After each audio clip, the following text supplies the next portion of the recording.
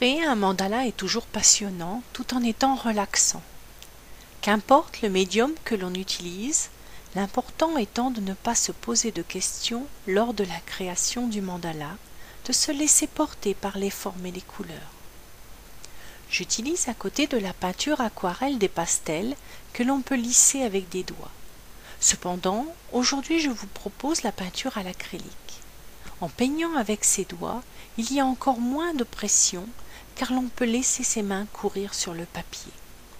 Tout d'abord, un compas est nécessaire pour tracer le cercle et surtout pour situer le bindu, la marque laissée par la pointe du compas et qui sera le centre de votre mandala. Ensuite, tout est simple. Quelques tubes de peinture, plusieurs feuilles de papier et c'est parti. Commencez par quelques gouttes sur le papier. J'ai commencé par une touche de jaune, une de bleu et une de blanc. Puis j'ai laissé mes doigts mélanger les couleurs en rond, ce qui a formé une spirale multicolore. En rajoutant 5 filets de couleur bleue en forme d'étoile, mon dessin s'est tout doucement transformé en rond. Encore un peu de jaune pour un contraste avec le bleu. Je suis partie du centre pour m'orienter vers l'extérieur. Cette fois-ci, je choisis de partir de l'extérieur vers l'intérieur. Je commence avec la couleur marron. Ne me demandez pas pourquoi, je l'ai choisie au hasard. Ensuite, quelques gouttes de peinture de différentes couleurs se surajoutent. Du jaune, du bleu et au centre, du rouge et noir. Il est maintenant temps d'étirer les couleurs et de former le dessin du mandala. Des traits, des petits points, des taches noires, puis surgit une auréole noire autour du mandala. Je suis simplement mon envie. Je peins. Ensuite, je commence un troisième mandala. Je marque le centre et je pose des taches de rouge, puis du bleu et blanc et quelques taches de jaune. Il est temps de lisser.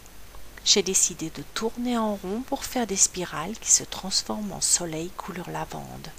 Le rond, lui, sera renforcé en rouge en quelques vagues.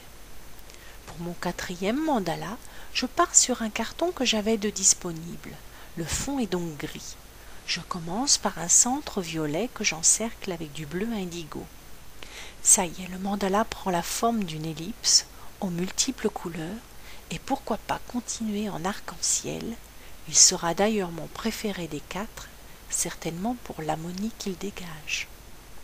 À la fin de votre série de peintures, c'est-à-dire après 3 ou 4 mandalas, il est temps d'observer vos chefs-d'œuvre. Je peux déjà préciser certains symboles comme la roue, une étoile des vents à 8 branches, mais aussi des soleils lavandes et des ovules. Et finalement, une galaxie tout en arc-en-ciel.